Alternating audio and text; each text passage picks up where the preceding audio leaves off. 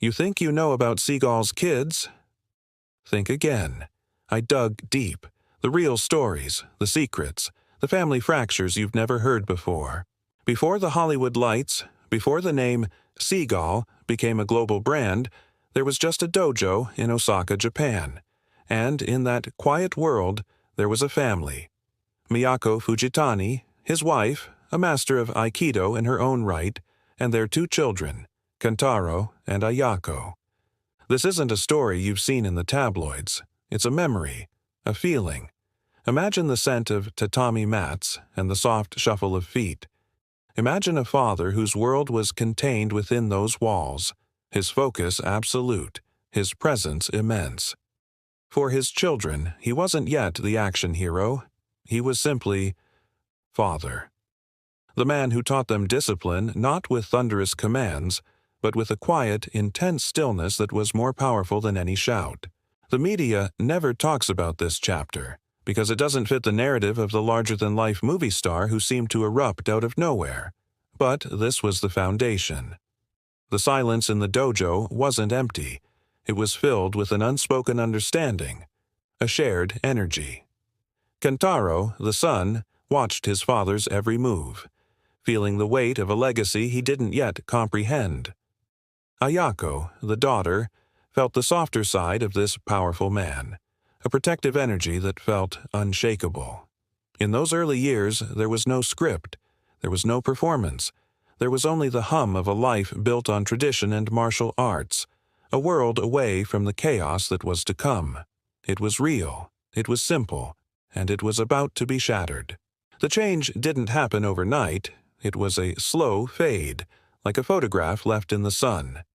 Seagal left Japan for America with a promise, a dream of something bigger. But for the family he left behind, that dream created a vacuum.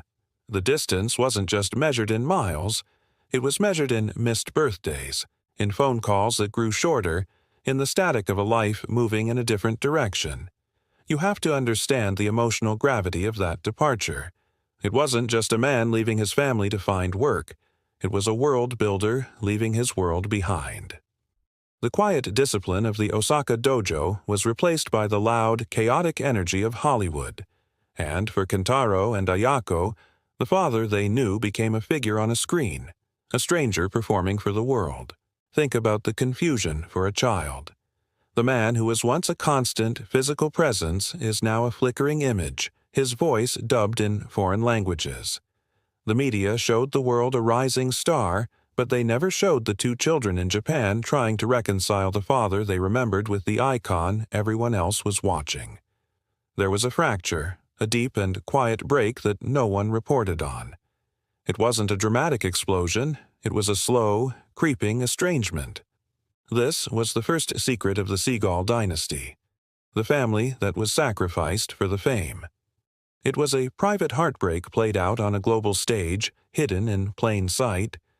The silence wasn't just a lack of communication, it was a presence of its own, a constant reminder of what was lost. When Steven Seagal married Kelly LeBrock, it was the dawn of a new era. This wasn't the quiet life of an Osaka dojo. This was Hollywood royalty. And into this world, 3 more children were born: Annalisa, Dominic, and Arissa. Their childhood was a paradox. On one hand, it was a fairy tale of movie sets, sprawling ranches, and red carpet events. On the other, it was a performance. They were the children of a global superstar at the peak of his power, and their lives were part of the brand.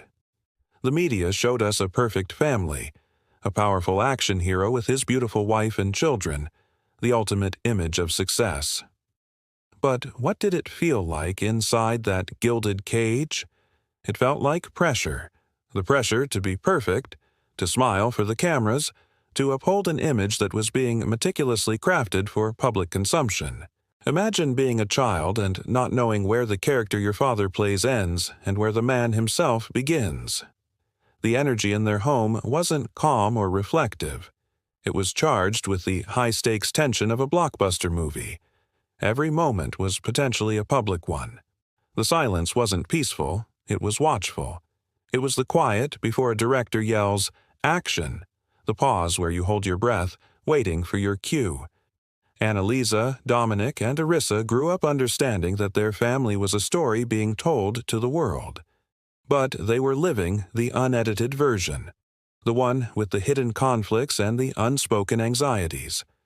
They learned early on that what the world sees is rarely the truth. It's just the most convincing performance. The illusion of the perfect Hollywood family was always fragile, and when it broke spectacularly. The divorce between Seagal and LeBrock wasn't just a private matter, it was a public spectacle, fueled by allegations and tabloid headlines.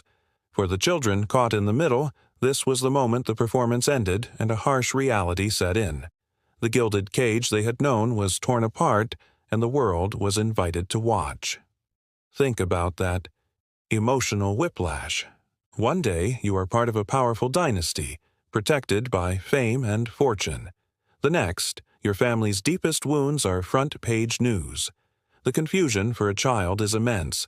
The people you saw as invincible are suddenly portrayed as flawed, hurt, and angry. The home that felt like a fortress now feels like a war zone. What the media never captured was the feeling of that collapse from the inside. They reported on the legal battles, the accusations, the financial settlements. But they never described the quiet fear of the children, the hushed conversations they overheard, the feeling of having to choose a side when all you want is for the fighting to stop. This wasn't a movie plot. There were no heroes or villains, only hurt people. The anger was real, the sadness palpable. The foundation of their world had cracked, and they had to learn to navigate the rubble. This period taught them the most painful lesson of all, that the beautiful facade of fame often conceals a deep and complex human fragility. The walls of the castle had come down, and the fairy tale was over. During the height of the Seagal-LeBrock marriage, while the image of a perfect family was being projected to the world, another story was unfolding in the shadows. It was the story of Savannah Seagal, his daughter with the family's nanny, Arissa Wolfe. This wasn't just an affair.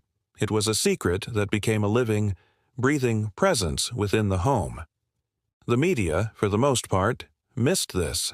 They focused on the glamour, not the quiet tension that was building behind closed doors. You have to imagine the atmosphere. The weight of an unspoken truth is heavier than any argument. It was a secret everyone knew, but no one could acknowledge, a fracture running silently beneath the surface of their lives. For the other children, it must have been a profoundly confusing and painful reality. How do you process the existence of a half-sibling who is a symbol of your family's betrayal? It's a wound that can't be discussed, a person whose name can't be mentioned. This is the kind of emotional complexity that cameras can't capture. It's the silence during a family dinner that feels deafening. It's the way people avoid eye contact when a certain topic is approached. This was the true hidden truth of that era. It wasn't just about infidelity, it was about the emotional architecture of a family being compromised from within. The foundation wasn't just cracked, it was hollowed out by a secret that demanded silence, a silence that bred resentment, confusion, and a deep, abiding sadness that would linger for years to come. When the secret of Savannah's existence finally became undeniable, the aftermath was not a loud confrontation, but a quiet, surgical removal. Savannah and her mother were moved out, and her story was relegated to the footnotes of the Seagal legacy. She became a name in court documents, a brief mention in tell-all articles, but never a public member of the family. She was absorbed into the shadows, her identity shaped by her father's public denial and absence. Think about the profound emotional impact of that. To know who your father is, to know the world he inhabits, but to be kept on the outside, looking in. Her life became a testament to the family's most painful chapter, a story the Seagal brand had no room for. The media never told her story because there were no press releases, no red carpet photos. Her childhood wasn't a Hollywood fairy tale. It was a quiet, private existence defined by what was missing. While her half-siblings grappled with the pressure of the Seagal name, she grappled with the pain of not being allowed to carry it. This is a different kind of burden, not the weight of a legacy, but the void of one. She represents the cost of maintaining a public image, the human collateral in the business of fame. Her story isn't one of drama and spectacle. It's one of quiet endurance, of growing up as the living embodiment of a secret, a daughter whose existence was a truth the world was never supposed to know, and the family tried its best to forget. For Steven Seagal's children, especially his sons, the name itself was both a key and a cage. Kentaro, the eldest, tried to follow in his father's footsteps, pursuing a path in acting and martial arts. But the shadow he walked in was immense. Every move was compared, every success or failure measured against the monumental fame of his father. This is a pressure the media often romanticizes, the idea of a dynasty. But the reality is far more punishing. It's the constant, unspoken question. Will you be as good? Will you be better? Or will you be a disappointment? For Kentaro, the name Seagal opened doors, but it also filled every room he entered with an impossible expectation. His own identity was in a constant struggle with the public's perception of his father. Ayako Fujitani, his sister, chose a different path, carving out a career as a writer and actress in Japan, deliberately creating her own space, away from the Hollywood machine. Yet, even there, the name followed her.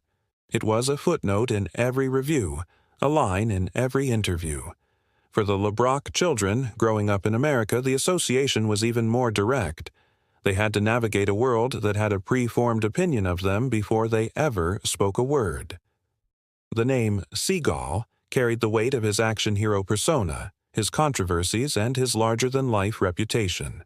To be his child was to inherit all of it, the good and the bad, and to spend your life trying to find out who you are when everyone already thinks they know. Beyond the shadow of his fame, there was a more personal struggle, the search for a father. The relationships were fragmented, strained by distance, divorce, and the sheer force of his career.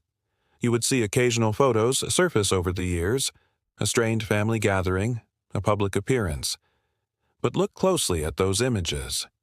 The smiles often seem practiced, the body language hesitant. You can almost feel the weight of years of separation in a single frame. These weren't simple family reunions. They were attempts to bridge vast emotional divides, to piece together something that had been broken so many times. The tension wasn't in what was said, but in everything left unsaid. It was the awkward silence between a father and a son who know each other more as concepts than as people. The media never understood this. They saw a photo and reported a reunion. They didn't see the years of quiet longing, the difficult conversations, or the failed attempts at connection. For the children, reconciling the myth with the man was a lifelong journey. How do you build a relationship with someone who is, to the rest of the world, an untouchable icon? The pressure to forgive, to forget, to simply accept the fractured reality of their family was immense. This was their quiet battle, not against movie villains, but against the complex, often painful reality of being the child of a legend. They were searching not for the action star, but for the man they lost along the way, or perhaps the one they never truly got to know. In the later chapters of his life, a new family emerged. With his current wife, Erdenituya El Batsuk, Seagal had another son, Kunzang. This child was born far from the blinding glare of 1990s Hollywood, into a world where his father was no longer a box office king but a more enigmatic, controversial figure living abroad. This offers a glimpse of a different kind of fatherhood. The pressure is different now. The need to maintain a blockbuster image has faded, replaced by a quieter, more private existence. For Kunzang, his father isn't the action hero of Under Siege. He is an older man, rooted in different cultures and beliefs. The energy is calmer, the life more secluded. There's a sense that this time perhaps it could be done differently. But the question lingers, like a soft echo from the past. Can the pattern truly be broken? The core of the Seagal persona, the intense focus, the enigmatic distance, remains. While this new family may be shielded from the chaos of his peak fame, the fundamental challenges of being the child of such a powerful and complex man still exist. Is it possible to build a simple, present relationship when your life has been anything but? This final chapter of his family story isn't about Hollywood anymore. It's a quieter, more personal test.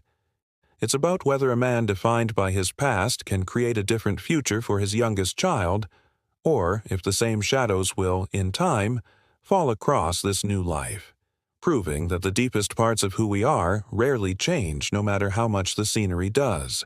When you look at the entire story, from the dojo in Osaka to the present day, you see a legacy that is far more complex than a list of movie credits. It's a human story, etched onto the lives of his 7 children, scattered across continents and decades. Each of them carries a piece of the legend, but they also carry the weight of the reality behind it. Kentaro and Ayako carry the silence of abandonment. Annalisa, Dominic, and Arissa carry the scars of a public collapse. Savannah carries the quiet pain of being a secret, and Kunzang carries the unknown future of a man in his final act. The media never told you this story because it's not a story about an action hero. It's a story about a father and the emotional fractures that fame leaves in its wake. It's about the fine line between the powerful persona on screen and the flawed human being behind it.